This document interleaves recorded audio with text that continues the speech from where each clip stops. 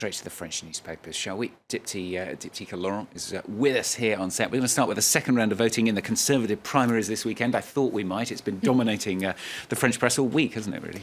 That's right. The two men hoping to be France's Conservative presidential candidate go head-to-head in a final debate this Thursday ahead of voting on Sunday. François Fillon is still a large favorite. His rival Alain Juppé has given an interview to Le Parisien newspaper in which he tries to sort of set himself apart from Fillon. As you see on the front page here, he says, "I'm liberal, efficient, and a realist." He says he sort of tries to defend himself against those who accuse him of really dragging this primary campaign through the mud. It's been a very tense campaign as well. I quote, Juppé says, "This campaign was disgusting. I've always been saying this, so I don't need to be given a lecture on the moral high ground or low ground." Juppé says he was the subject of a slanderous and anonymous campaign on social media, and he says, "You're all talking about Fillon bashing. Well, I've experienced Juppé bashing as well." Speaking of François Fillon, he's chosen to speak to Le Figaro today, hasn't he? This is the right-leaning paper here in France. That's right. He's spoken to them. And, while we get the impression that Juppé is trying to assert himself more, be more aggressive, be more outspoken, Fillon is kind of the opposite. He's giving the impression that he's really got a cool head about him. In this interview with Le Figaro, he really tries to defend himself and his politics against those of Juppé, saying Fillon has no intention of diverging from his political program at this time. That includes his views on economy, unemployment, and in particular, national identity. Going to stay with the Figaro. They've actually published an appeal today, haven't they? This is by 215 MPs rather. They're calling for a frank and respectful debate here. Well, it's quite extraordinary in the sense that this appeal is not targeted at both candidates, but just Alain Juppé. Alain Juppé is the subject of this appeal. They accuse him of not raising the level of debate. In particular, they accuse him of dishing out some nasty criticism about Fillon in recent days. And by doing this, the MPs say that Juppé is taking tactics from the left and risks, quote, aggravating the unhappiness of the French people. Indeed, the nastiness of the Conservative primary campaign is really sent up in a cartoon by Libération's Willem, in which you have Juppé calling Fillon a fascist Putinist, and Fillon retorting by calling him a badly styled abortionist.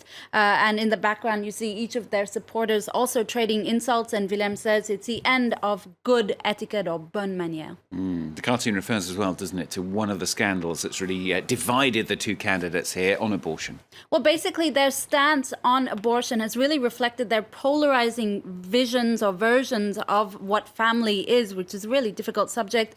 A vision that's sort of more open-minded for Alain Juppé, and one that's more conservative for François Fillon. Fillon himself did benefit from what they call the Catholic vote in the first round of voting last week. Hence, Libé's front page with the rosemary beads saying, "Help, Jesus is coming back." And in this article from Libé, it's called "The Catholics Are Doing Their Own Communion Primaries." The left-leaning paper wonders if the, quote, Catholic lobbies are in the process of designating France's future president.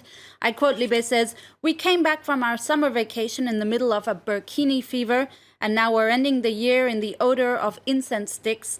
Libé says religious convictions are respectable as long as they remain in the private sphere, of course, a reference to France's secular ideas. Now, the French Prime Minister, Manuel Valls, of course a socialist, has penned something in the business paper, Les Echos, hasn't he? It's called "Repair the Debris of Globalization." That's the title from Manuel Valls' article. He says, Europe hasn't really defended its ideas and principles well in the world, and he especially deplores the broken promises of prosperity and jobs in a globalized world. Furthermore, he calls for the construction of a Europe that's, quote, powerful and protective, a discourse that has some wondering, is Manuel Valls also preparing his own presidential campaign? Of course, the French press have been posturing about it for weeks, but the Prime Minister is remaining tight-lipped. Yeah, we'll wait and see what François Hollande has to say first, I suspect. Now, let's end with the French astronaut. This is Thomas Pesquet, who's currently in the International Space Station, and it seems he's having a ball. Is that right? That's right. Le Figaro reports that Thomas Pesquet is happy. He's thrilled to be in the ISS. As we know, he's one of 3 astronauts there right now, and he gave his first video conference on Wednesday, in which he says he's taken to space like a, quote, duck to water. He says, "It's even better than I imagined. When you see the station through the view hole of the capsule, it's jaw-dropping, this gigantic base that's floating in space. It's like science fiction. He adds, I've been preparing for this for 7 years, but what hits me is a feeling of freedom. So I guess that's one man who really does love his job. That's not too bad, is it? Good to have some optimism at the end of the press review to cheer us up. Thank you very much, Diptyque Laurent on France 24.